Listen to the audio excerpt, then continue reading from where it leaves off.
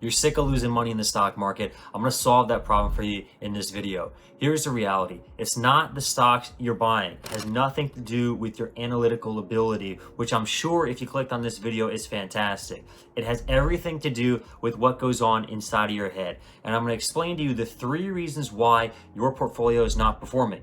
How do I know this? I manage millions of dollars for dozens of clients. I do this for a living. I run an investment firm. I've been interviewed by Charles Schwab at the New York Stock Exchange. So I'm going to give you the professional investment manager reasons why. So here we go. The first reason is 4 letters. It's FOMO, F-O-M-O.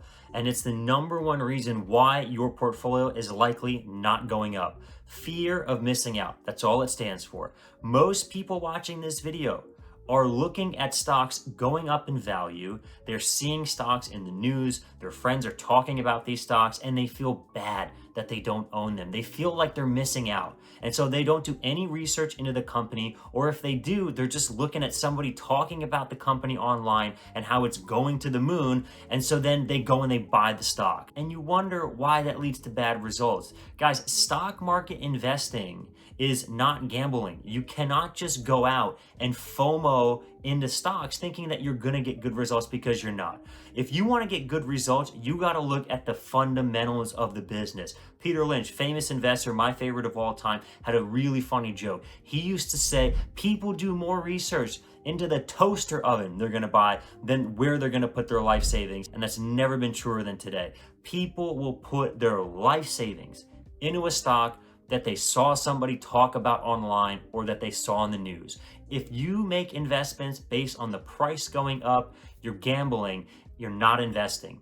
So what do you do instead? You gotta look at the fundamentals. When you analyze your next company, you look for these 5 things. These are the same 5 things I look for when I'm buying stocks for all of my clients. I look for revenue going up. I look for profits going up. I look for cash on the balance sheet, very little or no debt on the balance sheet, and cash flow from operations going up. Now, getting into the weeds of why these 5 is beyond the scope of this video, but if you look for the fundamentals of a business, you're gonna make much better decisions than if you just FOMO into buying stocks based on what the price is doing. That's not investing, that's gambling. The second bad habit that you have is panic selling. Because you don't know what you own, you haven't done the research behind the stock that you own, you have no clue what that stock is worth. So if you buy stock ABC for $50 a share and the stock price now is $25 a share, well, you're gonna panic sell because you don't know what stock ABC is worth. You just bought it on a whim. You didn't do any fundamental analysis. You didn't figure out the cash flows that that business was going to produce and assign a valuation to that company. You basically looked at a stock, thought you'd YOLO into it, and then when the price plummets, you're left scratching your head, panicking, what the heck happened? And then you go and you sell it because you don't know what you own. In your mind, you think the stock could go to 15. It could go to 5. It could go to 0, right? You have no clue the value of what you own. You see, a smart investor, what I do for clients at my firm, if I buy a company, I'm gonna value it first. So if I'm looking at stock ABC and I value the company at $100 a share and I buy it at 50 and then the price falls to 25, if nothing's changed, if the underlying business is still fundamentally sound or even improving, well, then I'm gonna go and buy more shares. You see the difference? If you don't know what you own and you see the price fall, you're gonna panic sell because you don't know what the value of the company is. In your mind, it could be 0. But if you value the company beforehand, you figure out what it's worth, and the price then falls, well, now you're gonna wanna go in and gobble up more shares. That's one of the biggest, most fundamental secrets of good stock market investing. So the next time you look into a stock, make sure that you research it and figure out what it's worth. Don't just blindly go and buy a stock without figuring out what the value of that company is, because ultimately, when the market deals you a bad hand and that stock price falls, you're gonna panic sell and you're gonna lose a lot of money doing that, and your portfolio is gonna suffer big time. And the third bad habit that you have that's causing your portfolio to go down is loss aversion.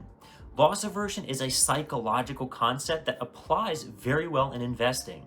And essentially what it is when your stock falls, you feel like you've lost something and you're scared to lock that loss in, and you want to wait until you break even again. But here's the reality. If you're buying stocks randomly or you're not doing the fundamental analysis that I just described that I do for clients, looking at the revenue and the earnings and the cash and the debt and all of the cash flows the company is going to make, if you're not doing those things, then what's going to happen, because you haven't done the work, is you're going to see the stock fall because maybe the fundamentals are deteriorating, but you're not going to sell because you're holding out hopes that you can break even again because you don't want to lock in that loss. Here's the reality, guys. In investing, you're not going to get every stock right. I've not gotten every stock right in my life. You don't have to, though. But what you have to do is be disciplined. And that means that when you own a stock and the thesis breaks, right? The thesis being the reason that you bought the stock, when that is no longer true, maybe the management team screwed up, their execution was bad, maybe a new law passed that limits how much the company can sell, whatever the reason is. But when that happens and the thesis breaks, you need to cut ties with that company. You can't wait for a bad company's stock price to improve if things are collapsing. So you gotta understand that loss aversion is a really bad habit that's killing your gains.